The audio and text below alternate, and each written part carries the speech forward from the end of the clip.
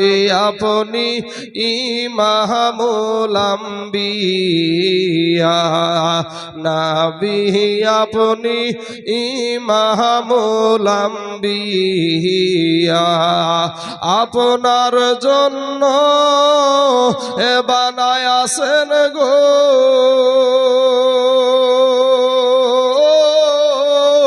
নবী এই সারাটা দুনিয়া গো নবী।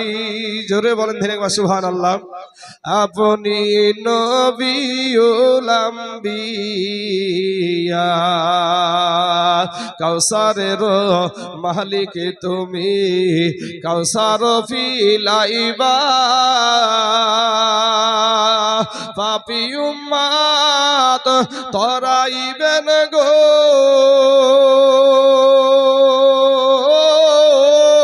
নবী।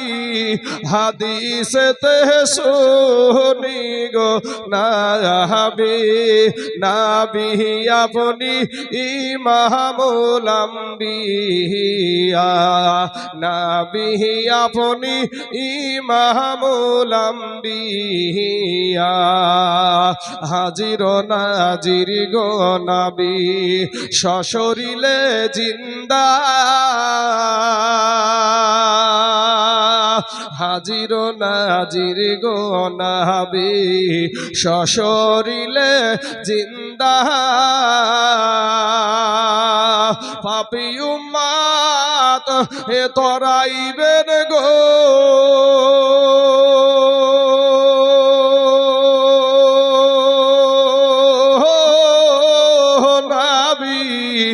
কোরআনেতে শুনি গো নবী, নবী আপনি ইমামুল আম্বিয়া। আপনার জন্য বানায়াছেন গো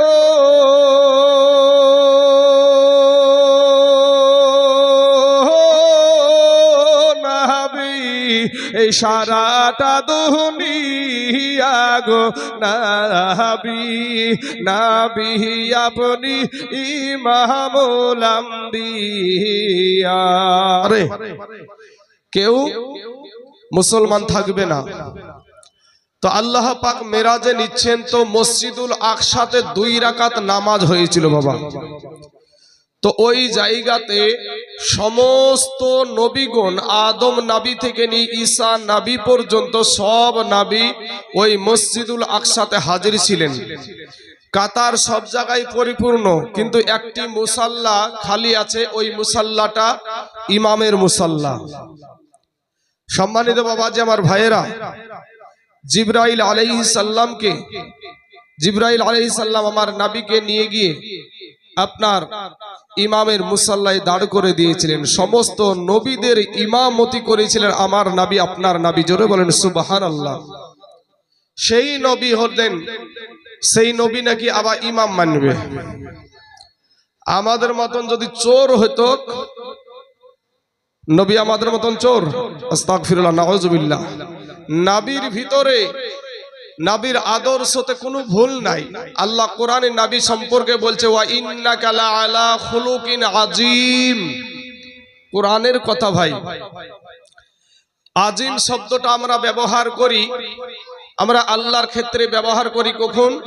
যখন আমরা রুকুতে যাই, রুকুতে গিয়ে আমরা কি বলি? সুবহানা রাব্বিয়াল আজিম। এই কথাটা আমরা কাকে বলি? আল্লাহকে বলি। তো সুবহানা রাব্বিয়াল আজিম শব্দ আমরা আল্লাহর জন্য ব্যবহার করি, কিন্তু আমার আল্লাহ পাক আমার নবীর আদর্শ সম্পর্কে, চরিত্র সম্পর্কে আজিম শব্দ ব্যবহার করেছে। জোরে বলেন সুবহানাল্লাহ। ওয়া ইন্নাকা লা আলা খুলুকিন আযীম। আমার নবীকে সিরাতুন নবী আল্লাহ বলে নাই, আমার নবীকে আমার আল্লাহ আখলাকুন নবী বলেছে। জোরে বলেন সুবহানাল্লাহ, যার ভিতরে কোনো ভুল নাই। তাই কবি বলছেন নবী আপনি ইমামুল আম্বিয়া, নবী আপনি ইমামুল আম্বিয়া। আপনার জন্য বানায়াছেন গো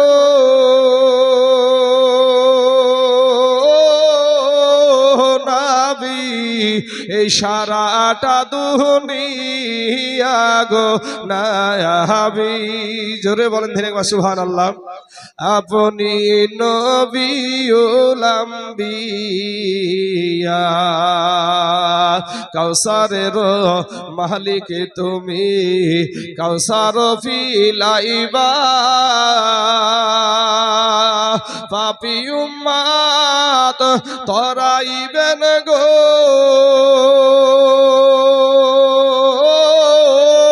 নাবি। হাদিসেতে শুনি গো নাবি, নাবি আপনি ইমামুল আম্বিয়া, নাবি আপনি ইমামুল আম্বিয়া। হাজির নাজির গো নাবি সশরীরে জিন্দা, হাজির নাজির গো নাবি সশরীরে জিন্দা। পাপী উম্মত এ তরাইবেন গো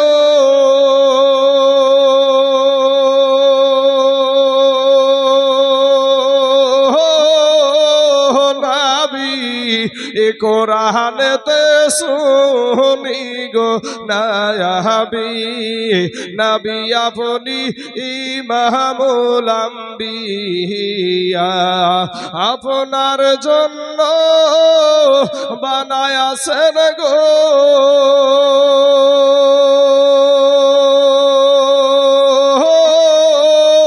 নাবি এই সারাটা দুনিয়া গো নাবি, নাবি আপনি ইমামুল আম্বিয়া। আল্লাহুম্মা সাল্লি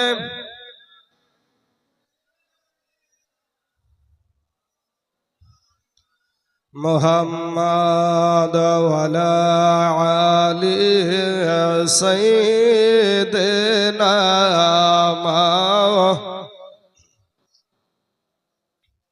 সাল্লাল্লাহু আলা মুহাম্মাদিন।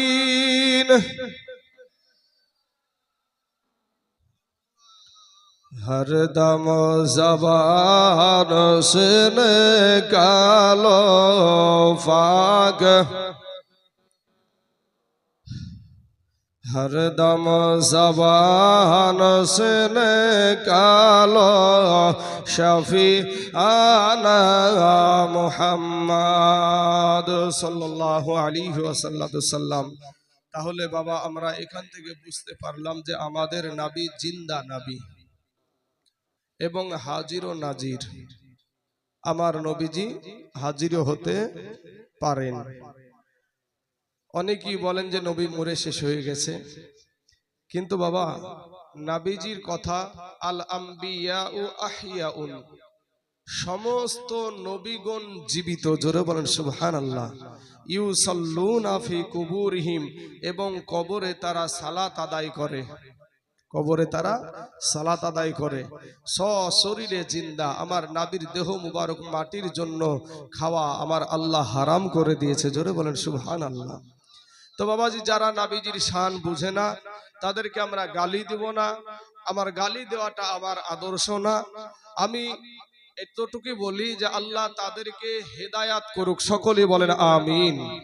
তাদের জন্য আমি দোয়া করি ভাই, গালি দেওয়ার আমার কোনো প্রয়োজন নাই। আল্লাহ যাকে হেদায়াত করবে সে হেদায়াত হবে। আল্লাহ কোরআনে বলছেন মাইয়াহদিল্লাহু ফাহুয়াল মুহতাদি ওয়া মাইয়ুদলিল ফালান তাজিদ লাহু ওয়ালিয়াম মুরশিদা। আল্লাহ যাকে হিদায়াত করে সে হিদায়াত প্রায়, আর যাকে আল্লাহ হিদায়াত করে না, গুমরাহ করে, তার জন্য মুর্শিদ মিলবে না, অর্থাৎ পথ প্রদর্শক মিলবে না। সম্মানিত আমার বাবাজি, আমার ভাই জানেরা, তো আল্লাহ তাদেরকে হেদায়াত দান করুক, এতটুকু দোয়া করি। বিরাদরান ইসলাম মুআজ্জাজ সামিন ইকরাম, আমার নবী পাক সাহেবে লাউলাক দাদা আব্দুল মুতাল্লিবের বাড়িতে থাকতে থাকতে 120 বছর যখন বয়স, তখন আব্দুল মুতাল্লিব দুনিয়া থেকে বিদায় নিয়ে নিলেন। বিদায় নেওয়ার পূর্বে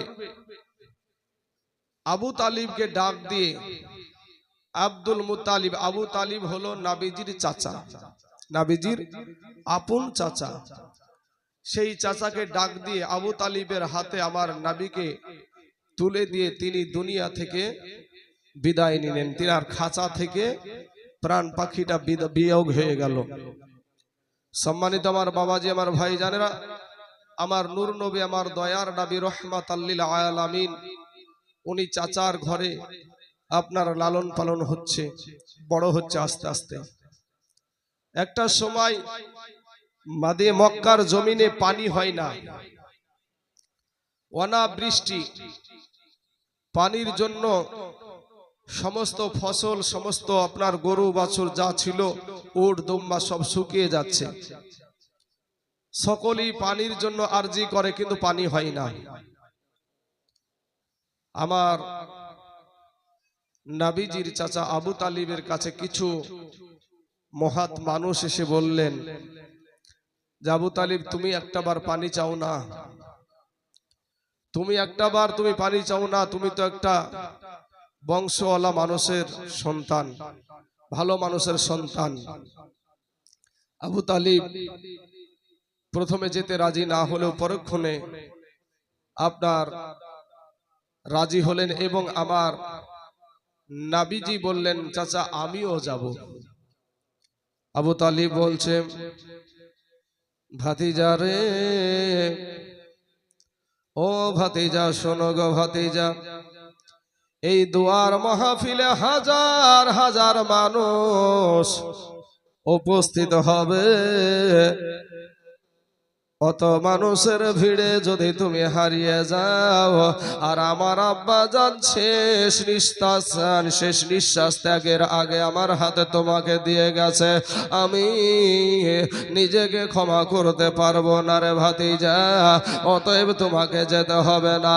আমার দয়ার নবী, মায়ার নবী, নূর নবী এটা ডাক দিয়ে বললেন, চাচা গো, আমি অন্য ছেলেদের মতো না, আপনি ওই ময়দানে, ওই কাবা শরীফের ওই ময়দানে আমাকে যেই জায়গাতে আপনি আমাকে রেখে দিবেন, আসা দেখবেন, আপনি দোয়া শেষ করে এসে দেখবেন আমি ওখানে হাজির আছি। জোরে বলেন সুবহানাল্লাহ।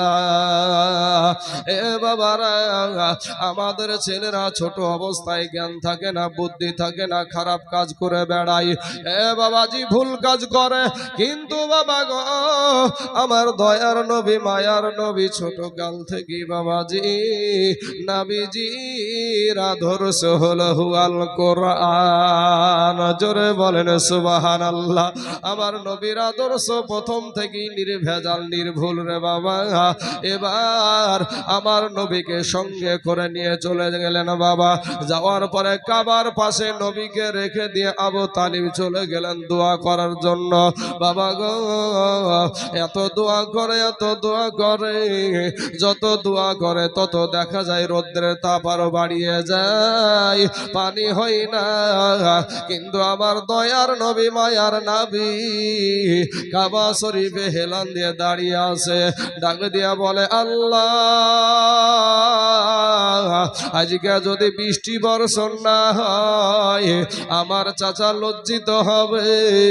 যেই চাচা আমাকে এত সুন্দর ভাবে খিজমত করে, দেখাশোনা করে, ওই চাচা আমার লজ্জিত হয়ে যাবে। আল্লাহ গো, আমাকে যেই বংশে তুমি পাঠায়াছ সেই বংশটা লজ্জিত হবে। ওগো আল্লাহ, মেহেরবানি করে একটু পানি দাও। আমার নবী বলতে দেরি, আকাশে মেঘ লাগতে বাবা দেরি নাই। মেঘ লাগার সাথে সাথে মৌসুল ধরাই বাবা বৃষ্টি হতে শুরু হয়ে গেল, পানি হতে শুরু হয়ে গেল, সকলে এদিক ওদিক পালিয়ে গেল। আর আবু তালিব বাবা আমার দয়ার নবীকে নিয়া আপনার যেই জায়গাতে নবীকে রেখেছিলেন ওখানে এসে আমার নবীকে পেয়ে গেলেন। অসুবিধা কিছুই হলো না। এরপরে বাড়িতে নিয়ে চলে গেলেন। এরপর থেকে বাবা ওই মক্কাবাসী সকলে আবু তালিবকে বাবা সম্মান দিয়ে চলতো, ইজ্জত করতো রে বাবা।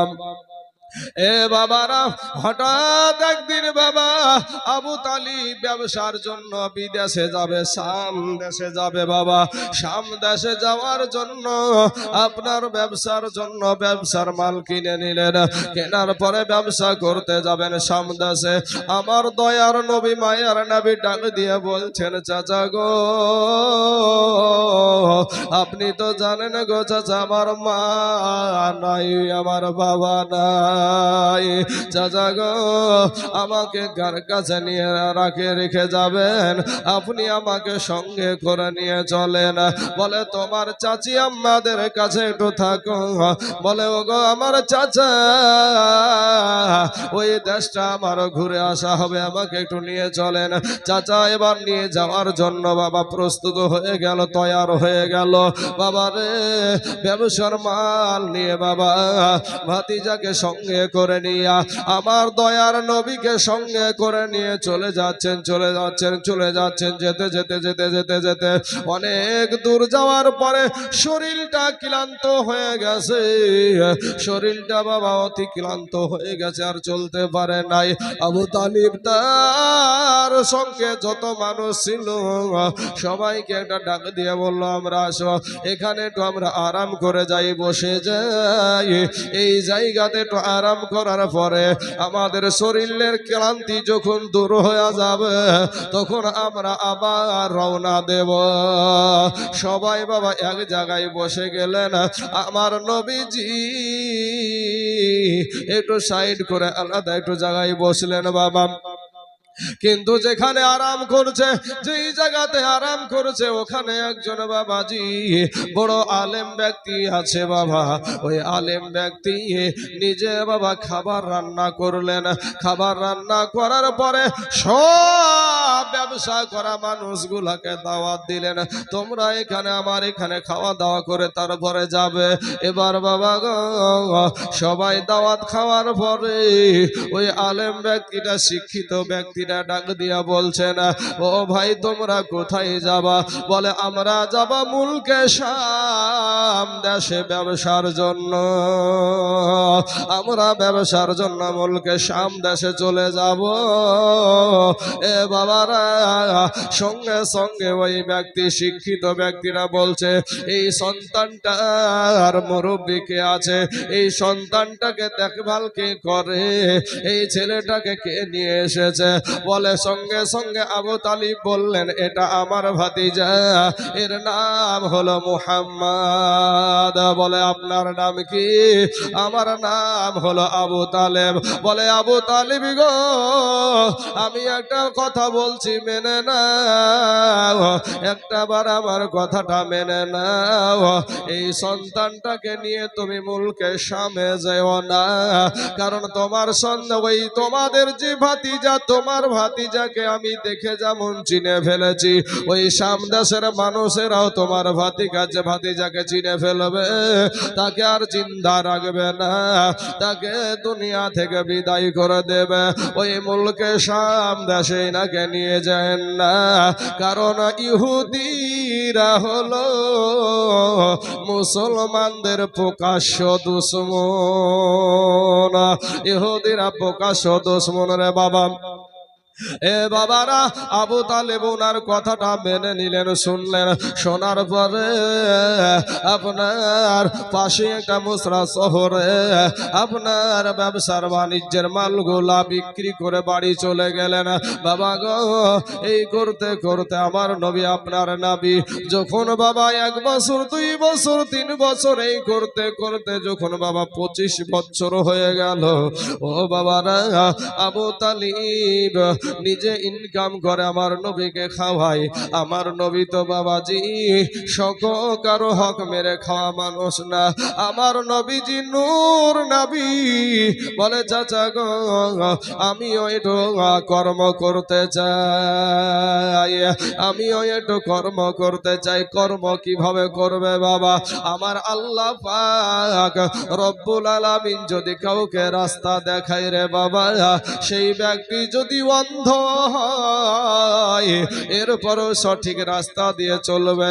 আর উনি তো বাবা আমাদের দয়ার নবী, আল্লাহর হাবিব, আমার আল্লাহর দোস্ত। ওইদিকে সেই সময়তে বাবা মক্কার জমিনে সব চাইতে বড় ধনী ব্যক্তি ছিল মা খাদিজাতুল কুবরা রাদিয়াল্লাহু তাআলা আনহা। ওনার একটা বাবাজি, ওনার একটি মানুষের প্রয়োজন, একটা বিশ্বস্ত মানুষের প্রয়োজন।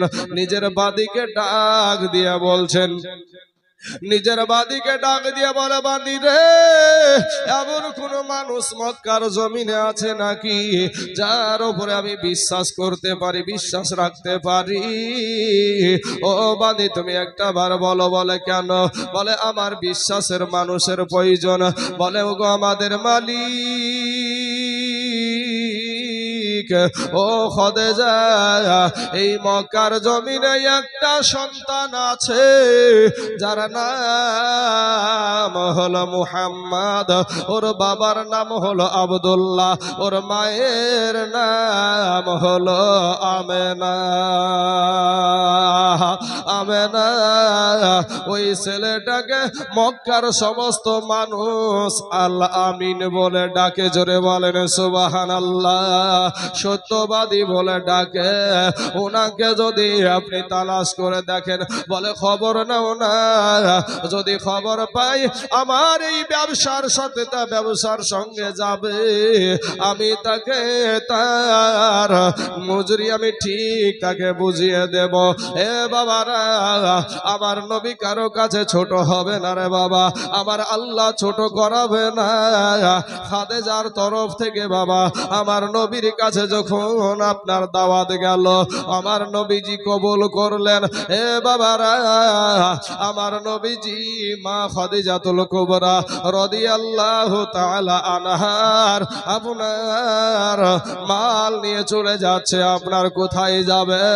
ওই মুলকে শাম দেশে যাবে ব্যবসার জন্য, বাণিজ্যের জন্য।